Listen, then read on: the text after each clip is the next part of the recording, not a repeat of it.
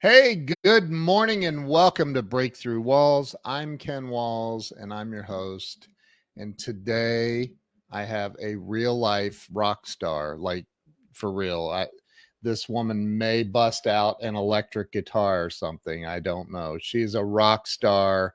I have Dr. Hua Wen on the show, and I'm telling you, you want to hear her story. It's going to blow you away.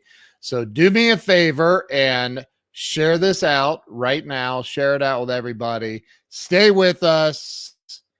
We'll be right back.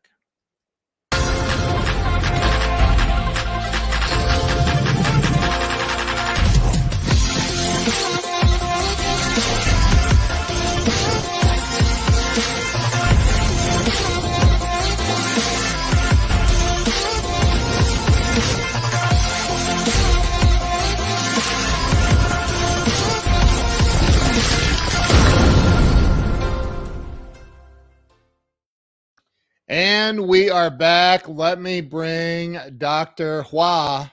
I never call her doctor. So, Hua, welcome to the show. Thank you. How are you, Ken?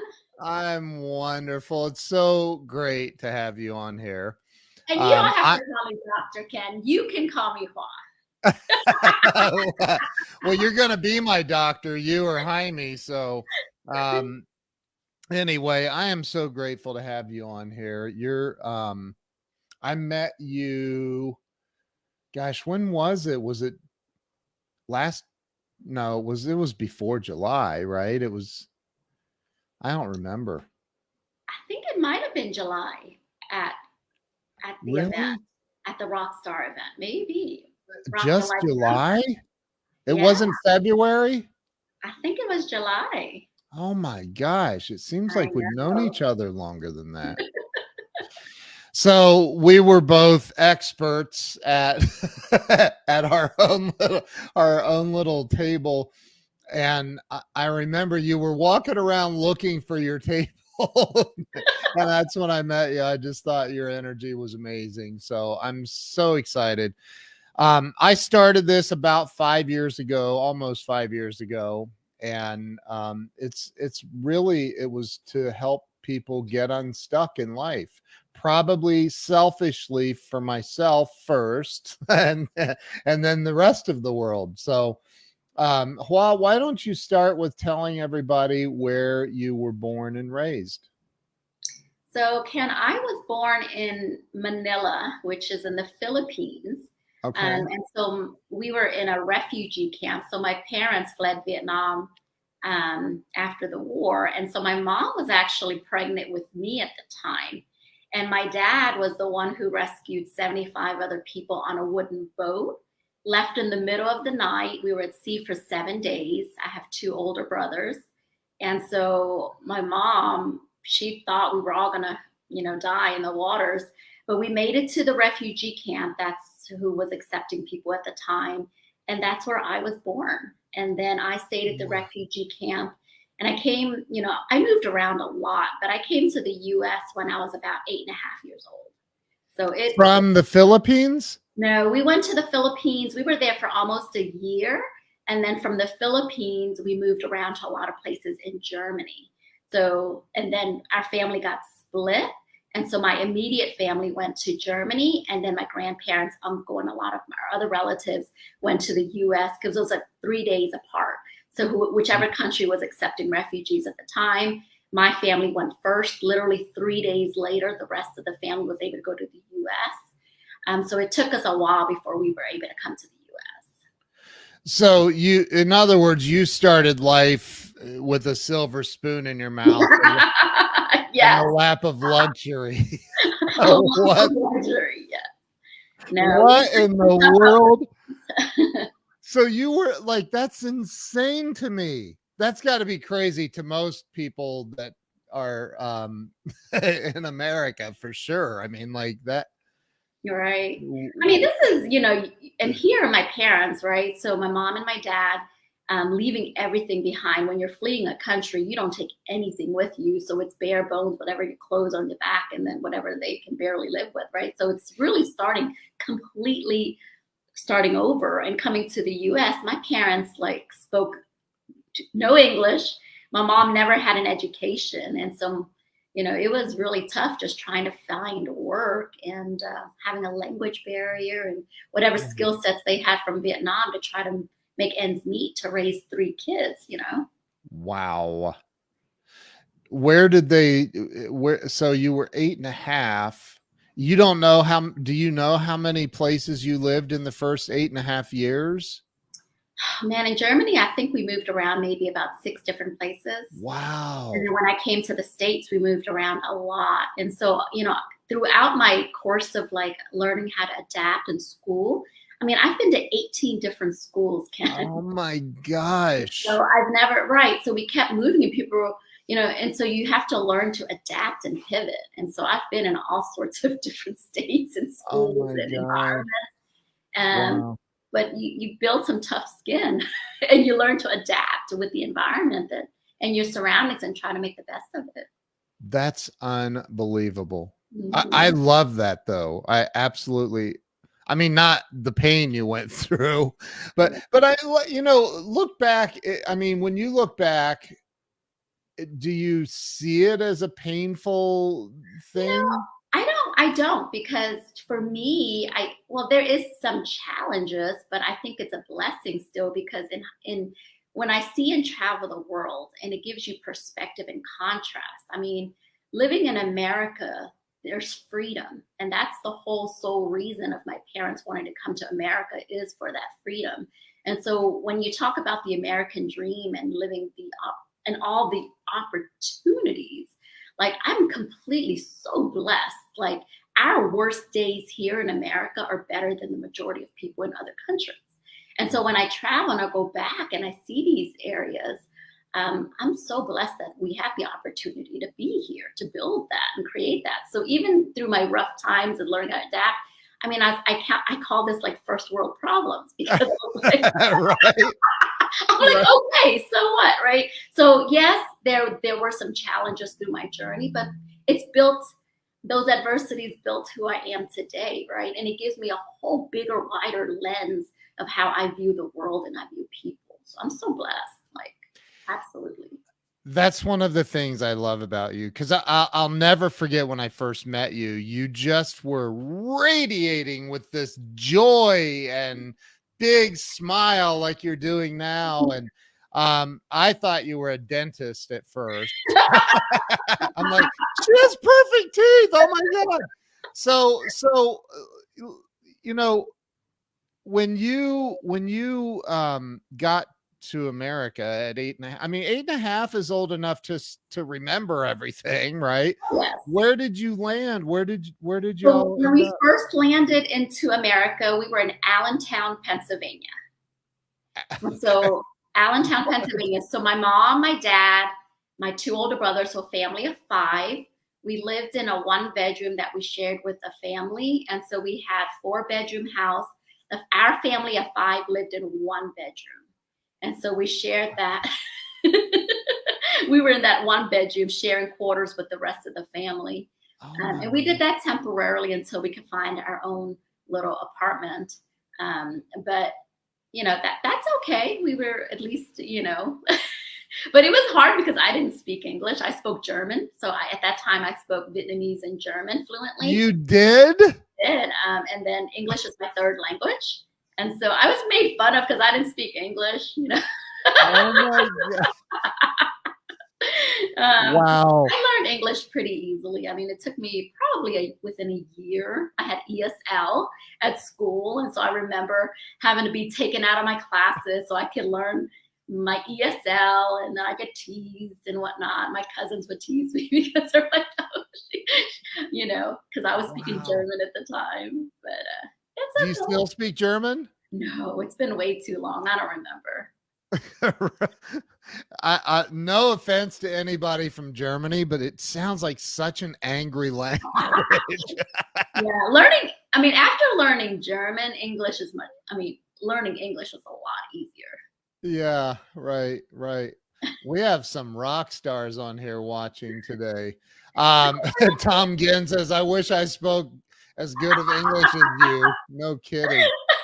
No kidding. So I mean, yeah, in putting it in perspective, like, challenges, you're like, you could have been born on a wooden boat in the Philippines, or Right. like, well, I guess we weren't on a wooden boat, but um, so so so you landed in Allentown. You guys, it sounds like you stayed in Allentown for at least a little bit, or no? Very about a year, probably less than a year, and then we Okay. moved to Virginia. Okay. We moved to Falls Church, Virginia, and then we moved to Alexandria, Virginia. And then we started migrating down to the south. We went to Biloxi, Mississippi, went to different places in Mississippi, Baton What? Rouge, migrated over to Louisiana. And so when people ask me, where are you from? Because I was like, oh, there's so many different areas. So I just claim New Orleans because that's kind of where we settled. And that's where most of my upbringing, as far as, once we settled in a bit, I was in the fifth grade. That was New Orleans.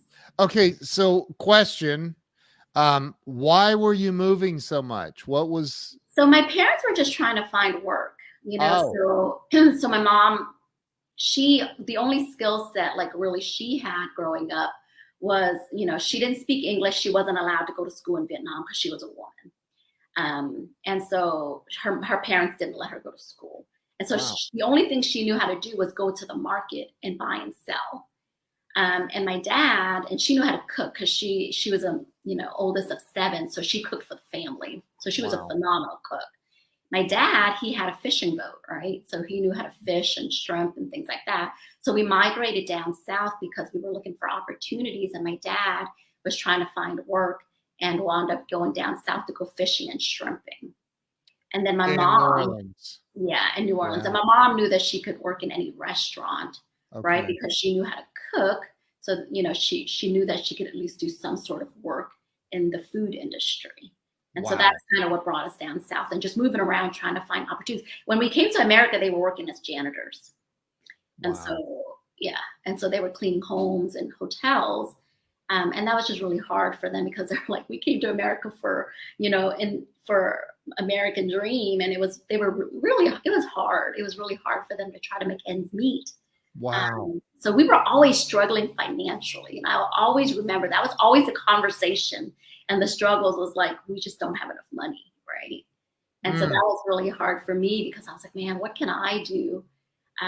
With all the sacrifices they've done to come here, what can I do to help them at a young age? So I started working by age 10. Doing So we started a little convenience store and a little food place in New Orleans. And so I started going out there to help my mom cook. So I was cooking pretty early on and I helped in the kitchen. I learned how to work the cash register. I learned how to peel shrimp, roll egg rolls.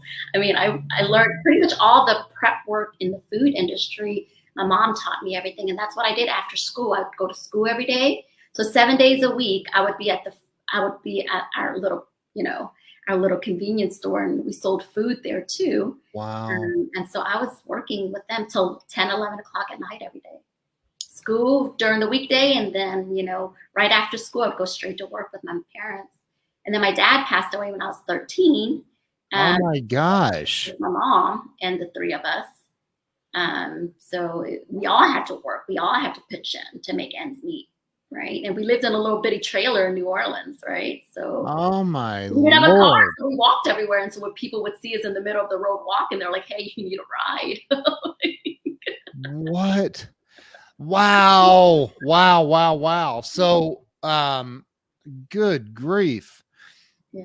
I don't need, let's unpack that a little bit, maybe. I don't know. Do we really want to go there? I'm kidding. I mean, So I'm an open book. You can I, ask me I, whatever you I want. know, I know. So you now where along the way did you figure out the English language? I mean, because you've got it now for sure. Where did you? At Yes. what point do you feel like you started? Well, academically, I remember ESL because I remember always being made fun of because I couldn't speak the language. And so I remember when I was in my private sessions with my ESL teacher, and she would read. And when I came here. I was in the second grade. And then by the third grade, I remember halfway through my third grade, my ESL teacher was reading a book to me. And she was struggling, and I had to correct her and read. And Why she do- was like, I think you're doing better than I am in English. oh my God. So Why doesn't that surprise me, about actually? a year and a half in, I think I was pretty fluent in English. Wow, that is incredible. And I'm sorry your father passed away at such a young age. My Very, gosh. very unexpected. Oh my goodness. Yeah. So here you are 13 and I mean there has to be a huge, I would think, a huge thing on your shoulders, like now I have to be here, I have to take care of my mom, I have to be Yeah. in this family My unit. mom and dad, what really helped, Ken, even though financially we always struggled, like my mom's always been very like a strong, like you see me, Yeah. she's like 10x, right? So even though she doesn't have the formal education, she's such a strong role model for me Yeah. and such a guiding light. She's always smiling, always radiant, always positive energy. You would never know all the struggles that she's gone through, her personal journey. And Wow. so with my dad, seeing how my dad and my mom, it was a prearranged marriage, right? By 14, my mom was prearranged to be wed to my dad, right? Wow. So she never got to school. By 14, she was engaged. By 17, they got married. And so when my dad passed, like I literally sat next to my dad the morning he had passed away because he was in a sleeping position when Wow. he rushed my mom to purchase our home. We were at the trailer and he really wanted us to have our first home. And so he rushed my mom to buy a home. And so we bought a little home in New Orleans, which my mom still lives till this day. She will not leave that home. It's Really? years this year that my dad passed away. And when I woke up that morning, I always, like, my dad was like, he's sleeping like this on the sofa. And I sat right next to him. And he looked so peaceful. He was just sleeping. And so I went to school. And my mom came out and she put his arm under the blanket. And he had already passed away, right? Oh my But God. but because my dad, like, he leaves such a legacy behind for me because they were such giving people. Like, even though we didn't have much, I mean, we lived in a little trailer, right? They always brought home like random people to help. I always know that they had homeless people or things that they would do. And it didn't matter how little we had, they were such giving souls and such Mm. great role models and always very positive. Like they wanted, like they always like instilled value and hard work and ethics into us that regardless of what we do, they wanted us to be proud of that, right? Wow. So it was just really when my dad passed, like I still like he's a big piece of part of my journey. Every milestone, I still talk to him and I celebrate Oh, with him, right? wow. But our parents are a huge thing. It's like that's the biggest legacy that he leaves behind. So yes, a lot of the brunt of it, I feel like yes, I had to step it up to help my mom, Yeah. with that. But she in herself is such a strong person and great role model to take on three, single mom of three in America, doesn't speak English, doesn't know how to drive. She's opening up a business, right? Sounds like an unbelievable business plan. Like, And it's not like yeah. it wasn't like a grand business. It was like, Yeah. it paid the bills. It put her, it supported Wow. a roof over our heads. Yeah. That's incredible. Wow. Okay, I knew you had a story. I had no idea how powerful it was. This is unreal. So you go to school in New Orleans and you graduate high school, I'm assuming. Yeah. um, when you graduated from high school, did you know you were going to go to college? Oh yeah. I was very driven academically because, I knew that working in the restaurant industry, I mean, it's 70, 80 hours a week. It's really hard, long Yeah. hours. And so I knew academically, I excelled at that naturally. Yeah. And so I did well in school. And, I didn't figure out exactly what line of work I wanted to do as a profession. So, there were so many things I wanted to do. I was like, my mom was like, I don't care what you do, as long as you try to be your own, boss, and try to pick something that you'll enjoy doing. Right. And Mm, so trying to figure that journey out was like, well, so she didn't say you have to become this, or you should become this or that. She didn't really care. But when I knew I wanted to go to college. I did graduate top of my class as valedictorian. I had a full scholarship to Tulane. And so that helped because I was like, I can't afford to pay. right. So, so I did a full scholarship. But I always, in addition to college, I always worked multiple jobs, right? In addition to the family business, I also picked up extra internship shadowing positions to figure out what career path I wanted to do.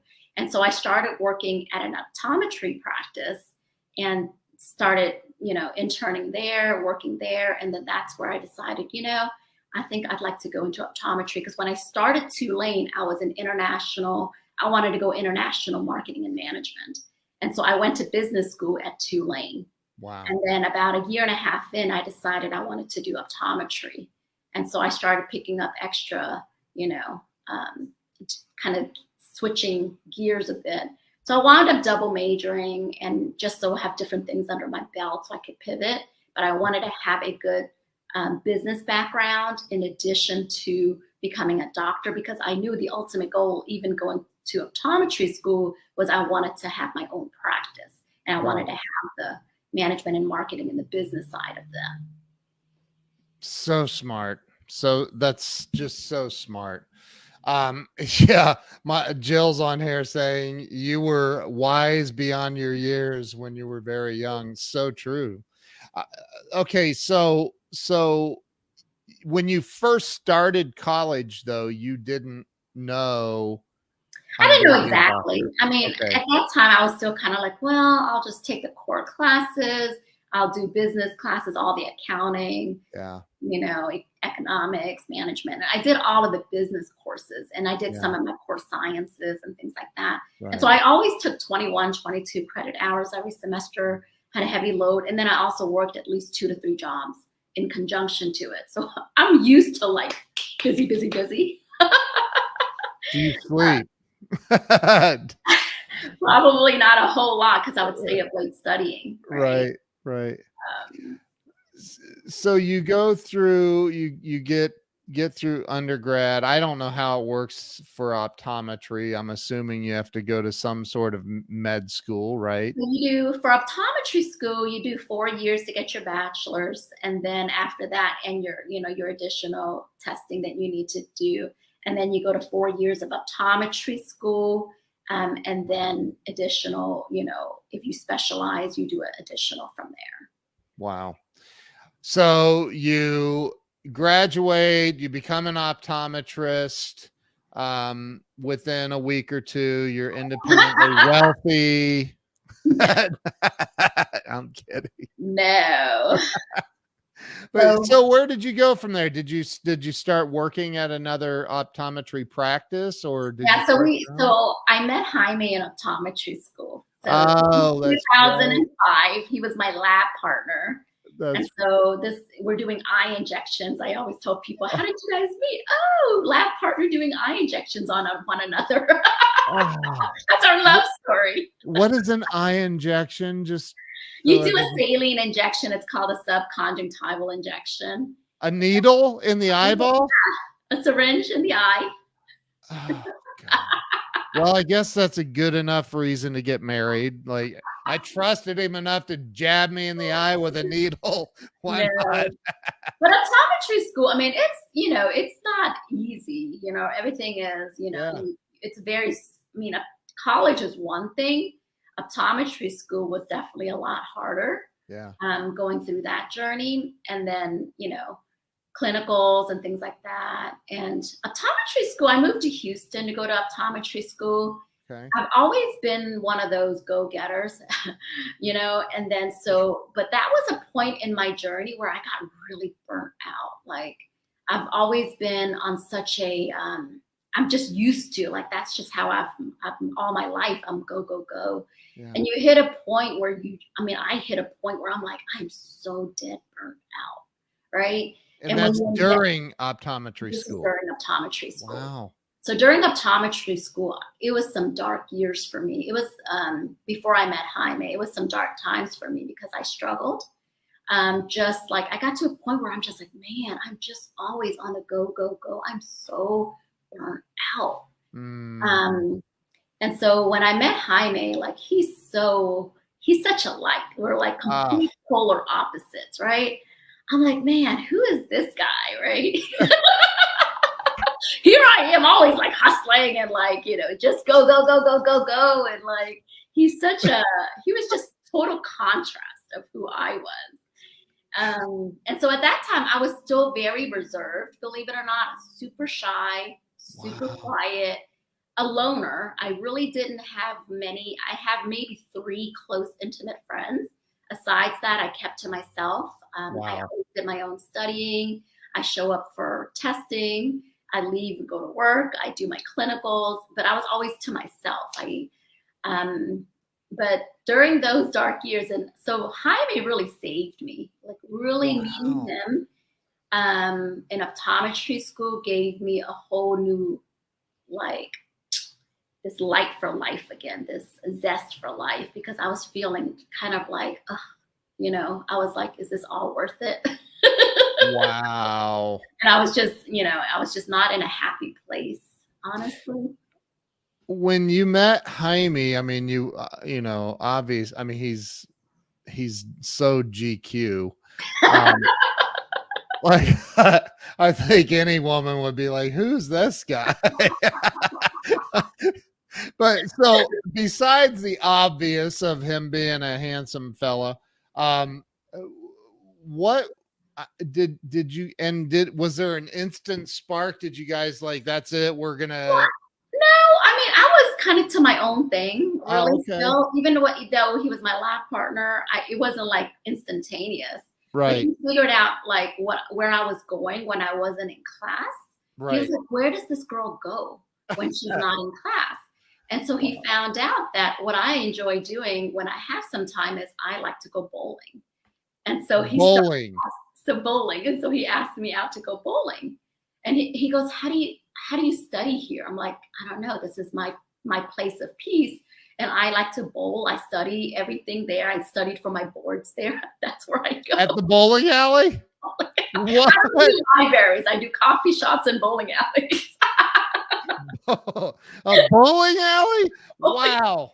And so that's how he started asking, he's like, hey, you want to go bowling? And just kind of casual, hanging out. And we had some friends come with us. But he was really, he wasn't one of those guys who tried to sweet talk me or like, trying to be. He took me to the hood, Ken. Like, we're both come from very humble beginnings. Yeah. So our first date, literally, he took me to a Houston hood, a little torta stand, right? And it had the best tortas. I've never had a torta before. And he's like, hey, what's it called? It's called a torta. It's a Mexican sandwich. And so he takes me to this very sketchy area of Houston. He's like, hey, lock the door. I'm going to order us some sandwiches. So literally, he goes, I'm watching him going to order the sandwiches. I stay in the car and I see people going back and forth. And I was like, man, this is really sketchy. But I'm used to that because I grew up in New Orleans, which is like, in the area that I grew up was way sketchier. I lived in the projects of New Orleans. Oh my! I'm like, I'm fine. But that's how we started. So he was very authentic. He wasn't trying to be something he wasn't. He wasn't trying to show off anything he wasn't. He was very raw and real and open to his beginnings and where his journey was. And so I really appreciated that because I come from very humble beginnings, right? And so he was not like a sweet talker or anything like that, which I really appreciated. He told me like it was. And I was just like, man, who is this guy? He's kind of like, blunt. But how funny would it be if you found out that he secretly actually hated bowling? He just did it for you. No, he started picking up bowling and he enjoyed it. But he picked it up because he knew I liked it. That's so awesome though. What a good dude. So okay. Wow, that's crazy. What's the sandwich called again? Torta. Torta? No, torta. It's Torta. Torta. Oh, torta. Okay. No, you're I've got saying it like you're making it. Come on, Ken. I Torta. know, Ernie. Yeah, thanks. Now all of my Hispanic friends are gonna block me. So all right. So you get through optometry school. And what did you say what you did after that? Did we? No, I mean, we came out of school. Jaime and I both graduated 2006. Okay. So we come out with $350,000 of student loan debt. And so we start off our journey. We moved from Houston to Dallas. We both were offered a position at a private practice full time. And so we decided, okay, let's go ahead and work for someone for 5 years. And then after that, we'll open our own practice and we'll save as much as we can. And so we went and moved to the DFW area. Town there's Arlington. Yeah. And we moved in a little 1-bedroom apartment for really cheap rent and not the best neighborhood. But even though we were both making 6 figures as doctors when we first graduated, we were like, we want to save, we're going to live like students because the goal is to buy our own practice in 5 years. And so coming out in the big negative of $350,000, can you imagine just trying to, and so the good thing is back then, student loans, the interest rates were really low. So our interest rates, we were able to lock it in at like 2.2%. And so we didn't really worry about paying off our student loan debt. We just wanted to pay our monthly payments and then save as much as we can. And so we didn't have lifestyle inflation. So a lot of people, the problem is you make more, you spend more. And so we didn't really care about what our peers were doing as far as having a nicer car, a nicer home, and things like that. Because strategically, we wanted to build out kind of what it looked like. And so for us we're big planners and financial, because we both come from humble beginnings and our parents don't have that financial background. For us, it was really important that setting that blueprint financially on the front end, especially when you start making money, is so important, And so for us, we really budgeted big time. We were big time budgeting. Wow. And so we picked up, in addition to our normal 5 days a week, we did what's called relief work. So any doctor in the DFW area that needed a relief doctor, we could get a few $100s extra filling in for those days.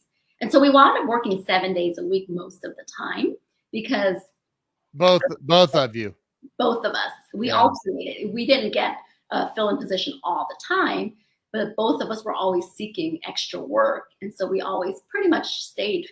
I worked every Saturday and Sunday for like the first 5 years, and then continued every Saturday for like 13 years, And so weekends, we sacrificed a lot of weekends, getaways, going out and things like that, because we knew at the front end, it was like, if we work really hard on the front end and set up our financially so that we can start having our own practices and getting the cash flow, because the power to grow as a business owner, especially if you have your own clinic, is so much better. But it takes a lot of money to put that down payment and get that whole process going, right? And so we did that. So we worked 4.5 years for someone else.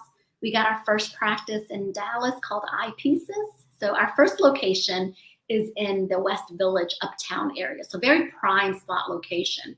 Yeah. And then a couple of years after that, we opened our second practice, which is closer to you here, which is in the Shops of Legacy in the Plano area. Yeah.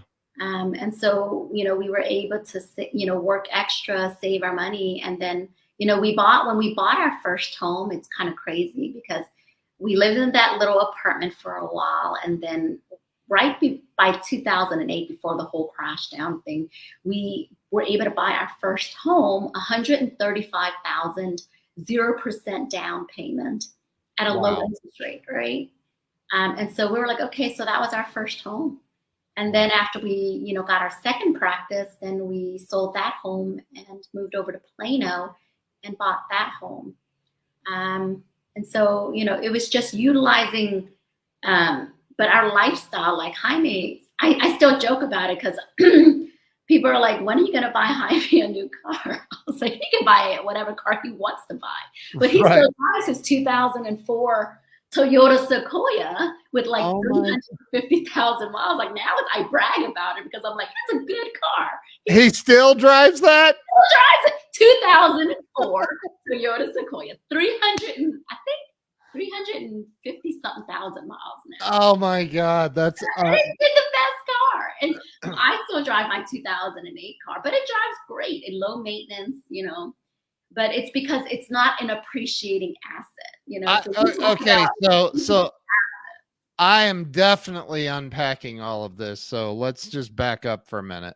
I want to talk about that because first off, the discipline and humility that is required to do what you guys have done and what you're still continuing to do. I mean, this guy right here sells new cars. You may want to write down his name and phone number. He's gonna get a new car, okay? This year. Ernie's in California. But so that's unbelievable. The discipline. I think that because I know a lot of people that are, dentists and optometrists and all kinds of doctors. And they come out of med school. Yes, they have $200,000-$400,000 in debt, but they immediately go, I got to have a new Jag or a whatever it is, right? I got to have the stuff to keep up with the Joneses and all of that. And here you guys are still, and I know what you've done now. Like, holy crap. Step aside, Grant Cardone. But I'm kidding. I love Grant. But like I know what you've accomplished, and you're still driving around in these I'm not saying beaters, but some people might. It's unbelievable. No, but for us, we, I think everyone has to, whatever brings you joy, right? And so our joy comes from traveling the world, right? Yeah. And so we love to travel, and you'll see us always on the go. People are like, do you work? Because you travel all the time, right? But now it's a different phase of when we were working in our optometry practices and building our practices. I always tell people you're in different seasons of your journey. And so don't judge your journey by someone else's season, right? So when we put in our hard work, we put in our time, right? And so now we've bought that time.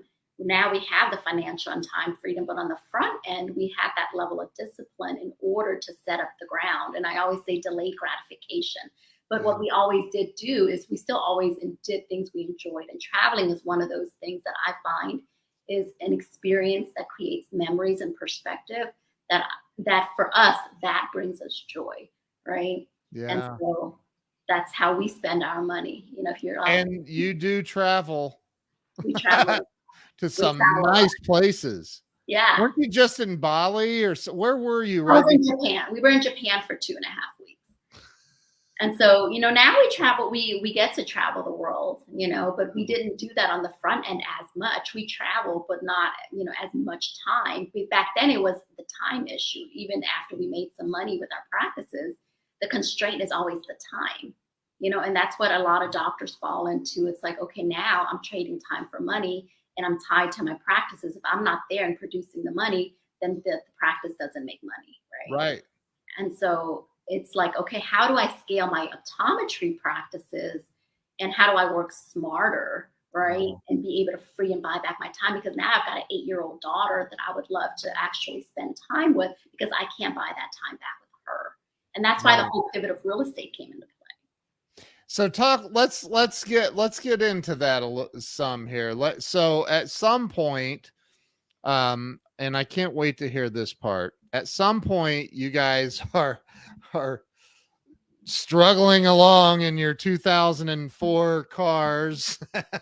Kidding. We're not struggling. It's still a nice car. We're very proud of it.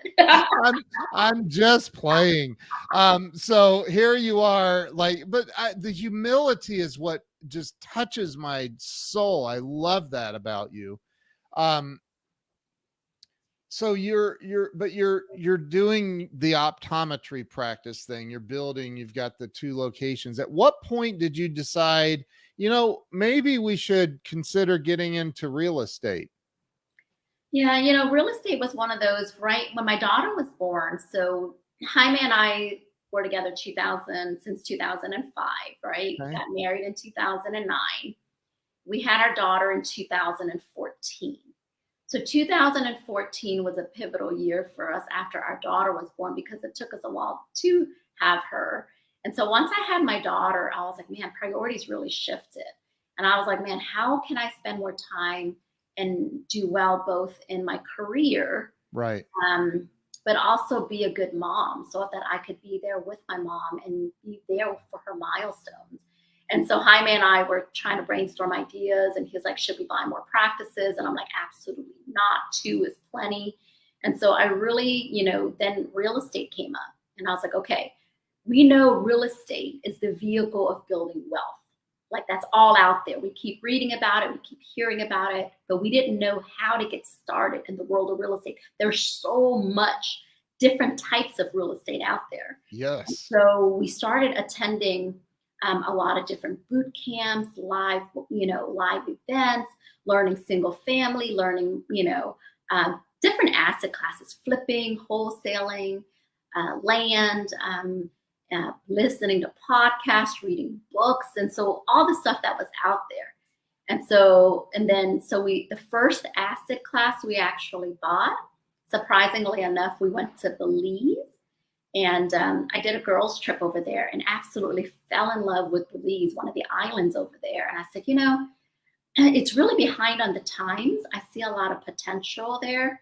And so our first real estate investment wasn't even in the US. It was in Belize. No way. No, yeah. And so this was 2015. We explore Belize. I loved it, went back and forth, met with brokers, did a market analysis over there, did a couple of real estate field trips over there, and then decided, okay, let's start investing and buying land and building a home and do Airbnb. And then we invested in a resort and started buying more lots of land. Are you serious? And so we did that, and then eventually we started learning about multifamily. But everything we did in Belize was all our own money. We didn't have investors or anything partner with us. It was solely our own money. While we were learning the business, learning the ropes, we invested. We did everything ourselves. But we learned a ton when you're doing and you're working with the contractors and you're learning the permit process, you're learning the architectural process, the design process. So it was fun. We got to handpick and do all of that. But wait, did you just say that you built a resort? No, the resort we invested in, the house we built, the Airbnb home we had. Oh, okay. Yeah. But the resort was a brand new resort. So we invested in that. So we learned the ropes of all that new development project. Wow. In Belize. In Belize. And so we go to Belize every few months. We go back there a lot. And it's grown a lot, But our sweet spot really, because, we were learning land. We learned Airbnb. We didn't wind up flipping any homes. But we learned about apartment communities, and we learned about what's called syndications, multifamily syndications. And so when we started doing that back in 2018. 2018, we started doing multifamily investing. And that was syndication was now, okay, instead of just being our own money, it was our money where we partner with other people, to buy larger properties. And so that's how we were able to buy these large assets. Otherwise, if it was just Jaime and I, there's no way we could buy a $50 or $70 million apartment community, right? Through these syndications, that's what kind of catapulted and like exponential growth in wealth building. that's the sector that helped us, was the multifamily. Okay, so investing in a resort certainly didn't teach you how to do syndications. Where in the and what at what point are you sitting around in your driving down the road in your 2004 Rogue and and you're like, "Hey, Jaime, I have an idea. I think we should buy this $70 million property over here and figure out how to do it." Like, No, where did no, this come from? yeah. And so, part education is huge. We invest heavily in education and getting into the right rooms, right? Ah, And so yeah, once we yeah. learn who are the multifamily big players, right? Who are the big people in the space? And we need to get into those rooms. And so we invest heavily into our mentorships and our mentors and coaches and being in the right room.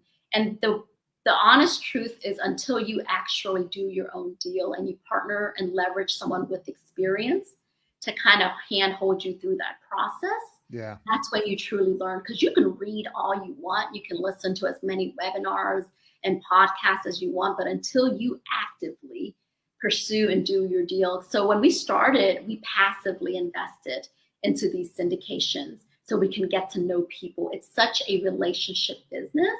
Yeah. And so we intentionally invested into these ecosystems where we were in close proximity with the heavy hitters, right? And so we wanted to, okay, we made a list of these are the people we would like to partner with, right? And so we would passively invest with them with the hope that one day they would have enough trust and we would learn the way that they operate. Since now we're passive investors, we would understand how they do business and see if their values align with us. And so that's how we started off, was we passively invested before we transitioned and partnered with them to be active partners. When you say passively invested, you were investing in their funds or correct. And so 100,000 or whatever. Right. So 50,000 or 100,000, whatever the project, and so we would, depending on if it fit if it fit our criteria of the right market and asset class or whatnot, and the teams, we like the teams or whatnot, then that would be something we would invest. And we get monthly reporting. So we would learn, just passively looking at the financials and things of that nature.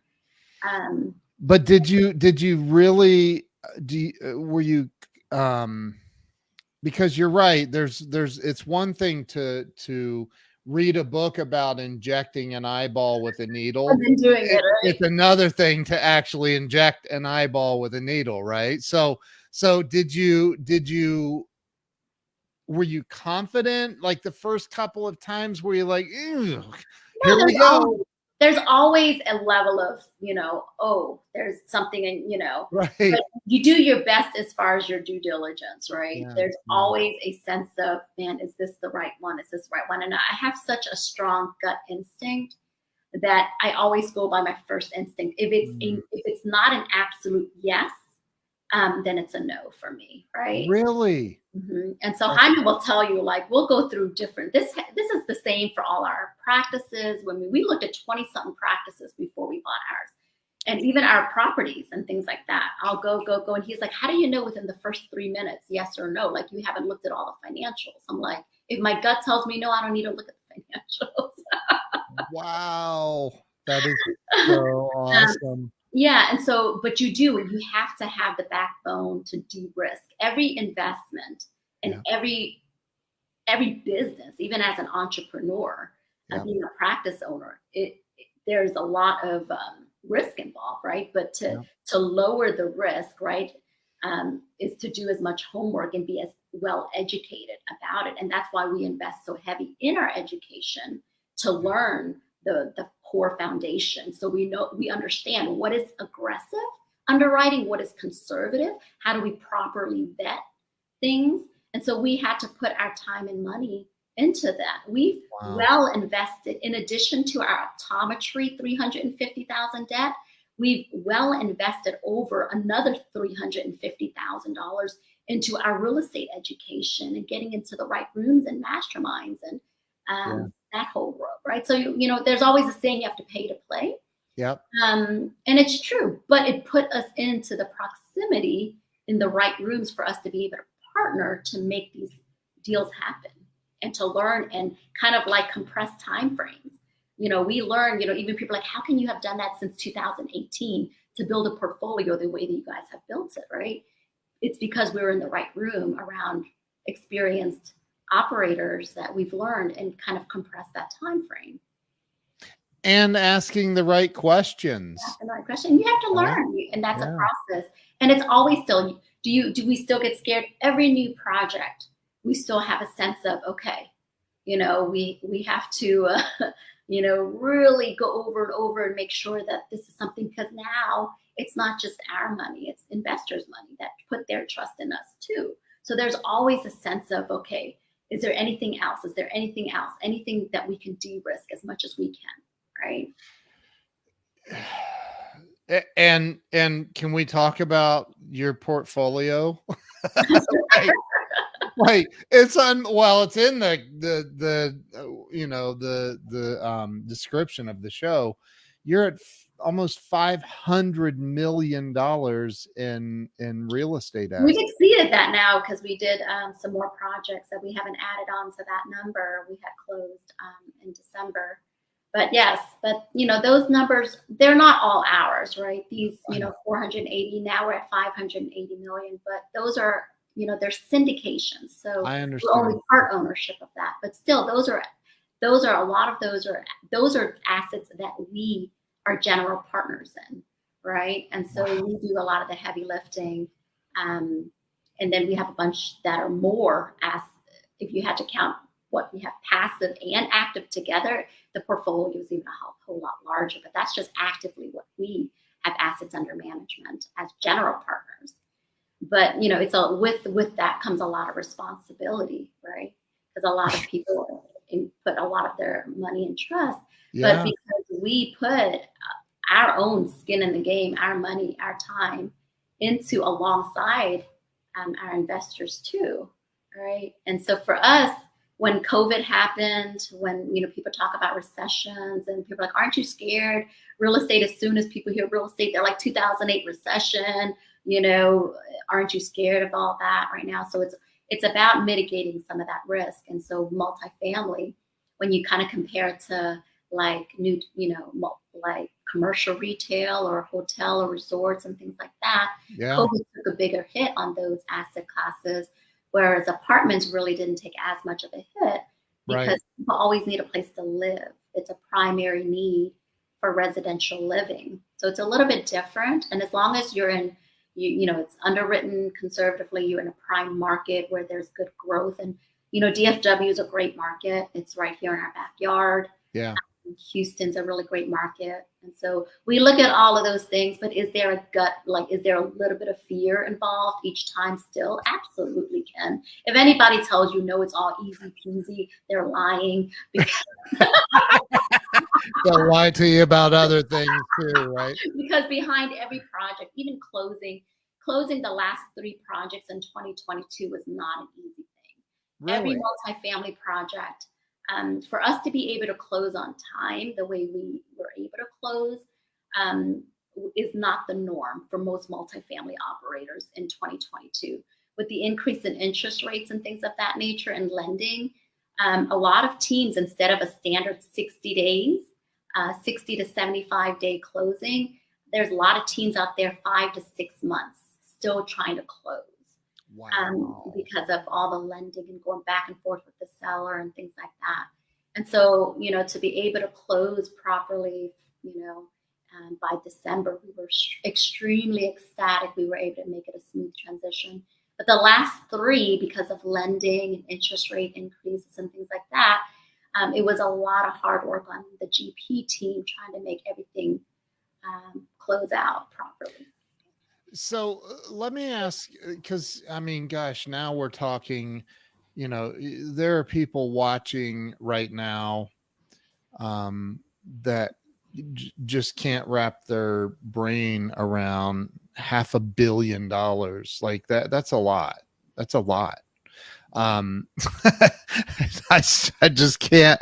I've got to go have lunch with Jaime and convince him to get a new car. I can't wrap my brain around You will that. get a new car this year, Ken. You will be happy to know. You will get a new car. A Toyota Camry. So anyway, but for somebody watching that's like really inspired, I'm inspired by you. You and Jaime are just two of my favorite people on this planet. Oh, appreciate it. For somebody watching that can't wrap their brain around what you're doing, like it's huge, like a $70 million, like you're now sitting here talking about $70 million deals, that like those are big deals, right? So what if somebody wants to get started in real estate investing and they don't know where to start, like you were? Where do they start? What's the jumping off point? So it really depends on, there's so many factors involved when you want to start in the real estate journey. So you have to consider how much time you have. If you want to actively be part of the real estate investing, or do you want to be a passive investor to let somebody else with experience leverage that money to put to work for you, and you can still be a part owner.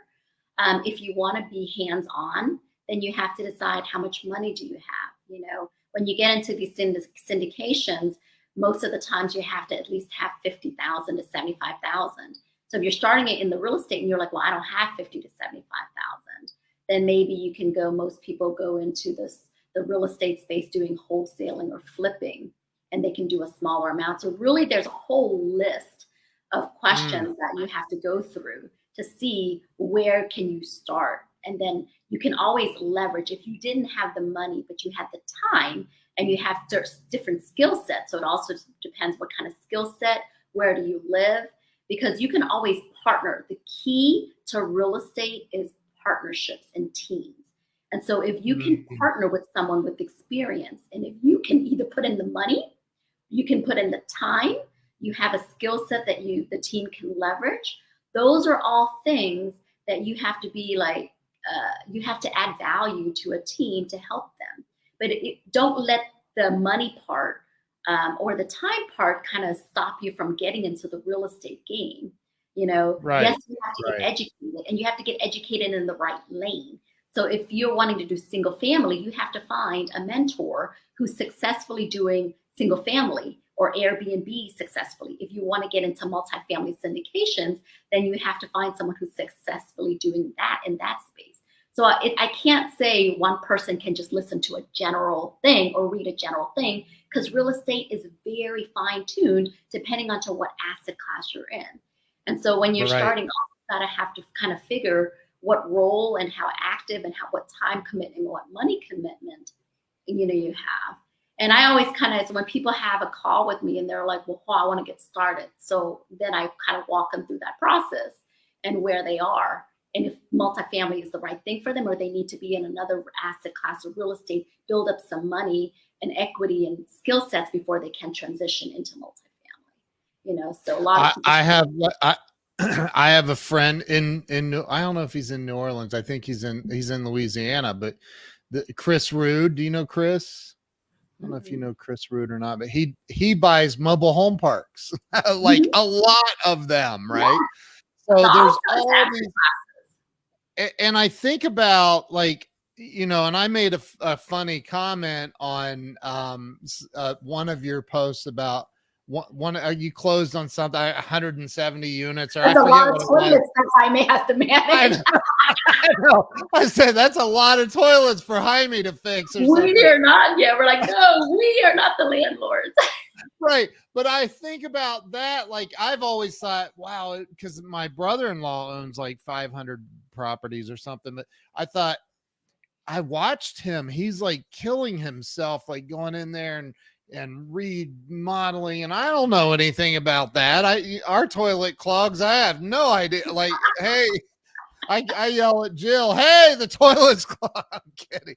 But like, what about that? How do you circumvent? I guess it all boils down to where you are, like you were saying. Like, right. So What when you're class? starting off and you're doing single family, and if you're doing your own and you don't have the capital to, hire someone else to do it, you're hands on, you're doing it to save all the money so that you have Right. cash flow to pay for the property, right? But if you're doing multifamily, you're doing syndication, it is a third party professional management company. And so it's not one of those, you know, um, where you're having to call the tenant, or you have to fix toilets or deal with evictions and things like that. Your management company does that. And you just have an asset manager that overlooks everything from the Wow. management team. But you're not the hands-on doing all of the things that people deal with. When people hear real estate, they're like, well, I don't want to fix homes. I don't want a tenant to call me. I don't want to deal with like having to evict a problem tenant and Right. and things like that. So it's different. It's a different model. And that's why, but I saw someone wrote in here, Think and Grow Rich, right? Yeah. Tom. Yeah, that's right. Mindset, a huge part of the foundation of what my own journey it is. It's a huge part of mindset, and Yeah. having that drive and that grit and mindset and putting into action. I just say take action. And I think that's the biggest thing is analysis paralysis. People just get scared and they let fear hold them back because Yeah. they don't have that mindset and grit and take action. Like just take action to move the needle forward. You can adjust and pivot and fine tune, but you Yeah. have to get the ball rolling. Have you ever, and you just answered a question. I was getting ready to say, what do you think holds most people back? You just answered that before I said it. And I ask that question on every show. The other thing is, I mean, when Jill and I opened up our first office 13 years ago or whatever it's been, 2008, 9-ish, um, we went through some really, really, really rough times. I had a car repossessed in front of all my employees once. That was a fun day. Yes, that was just lovely. So, but I think about like, what about the people who are struggling, maybe even paying their bills, their utilities or what, and they can't figure it out how to get life going in the right direction.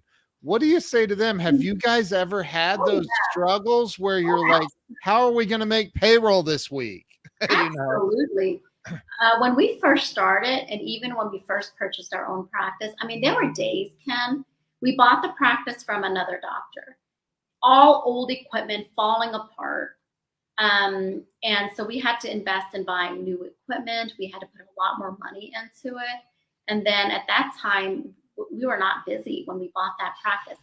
We bought that practice pure location because Wow. we saw the potential for what the practices could be. It was not doing well when we bought the practice. Right.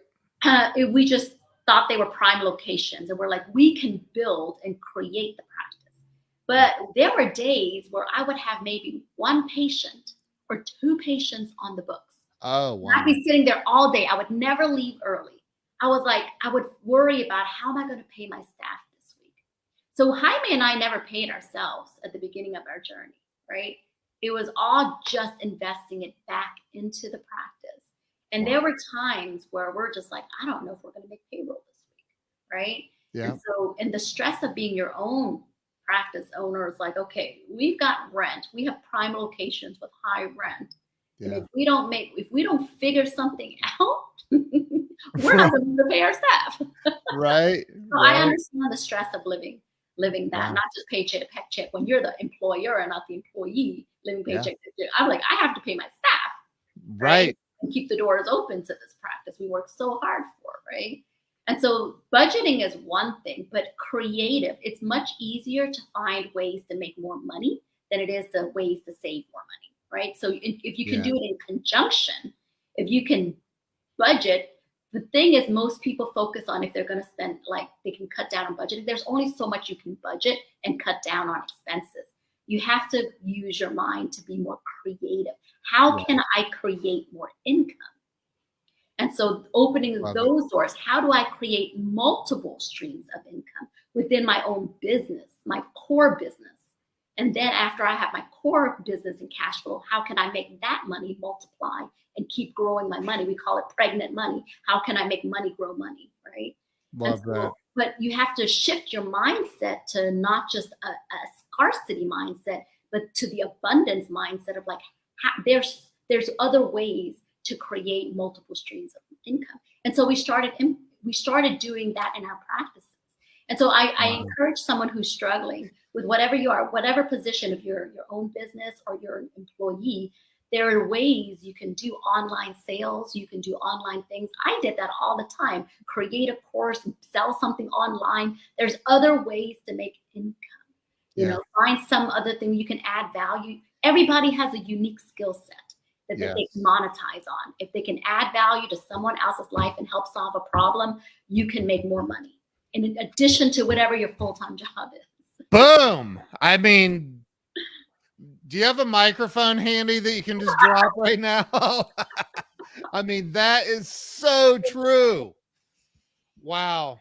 Hua, listen, I respect and value your time, and we have been on here over an hour now. I could sit here and talk. Can you believe that it went like that? Already. I know. I could talk to you literally all day because I love everything that you're saying. If there's somebody watching that, I mean, are you guys mentoring people yet? It got cut off a bit, Ken. Say that again. Sorry. Are you mentoring people yet in the real estate? So I haven't taken on personal mentees yet, which I'm considering because a lot of people have personally reached out. I do a lot of free consultation. Honestly, I mentor for free a lot of people. What's your website? It's passivewealth23.com. Passive Wealth. Oh, you just remind 23, right? 23.com. You just reminded me of, you know what you reminded me of, right? That I need to ask you about. There it is. Yeah. So but I always welcome one-on-one calls. And then if someone's like, needs a little direction and guidance, and if what's right for them or not in the real estate world, or if they just want some not even in the real estate space, but they just want some guidance and mindset or resources and books I've read or what I've done to help me, I'd be more than happy to help. Wow. Hua, and as sweet and nice as Hua is, Jaime might be even sweeter and nicer.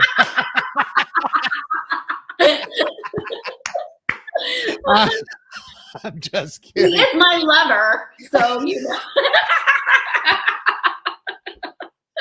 Oh my gosh. Unbelievable. You guys are absolutely amazing. I am so honored to have had you on here today. I wish we could go all day. Honestly, I do. Thank you so much, Ken. Really appreciate this. Thank you. This has been phenomenal. And my wife just said, everyone needs to share this interview with everyone they know. This is pure. It really has been amazing. You are, here you are, a, Vietnamese, Filipino, German, like that came to America under the most dire of circumstances, and you've made it, and you're still making it, and your heart is so pure, and you're just good people, and I'm honored and grateful to know you and call you friends. Oh, thank you, Ken. Really appreciate you so much. Thank you.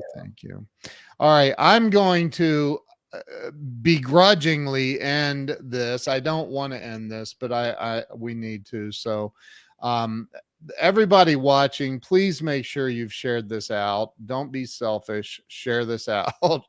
and Hua, thank you so much again for being on today. You're amazing. Thank you, Ken. And everybody watching, have a wonderful day. I'm going to end the live stream now. Thank you so much, Hua. Thank you, everyone. Thank you. Bye-bye.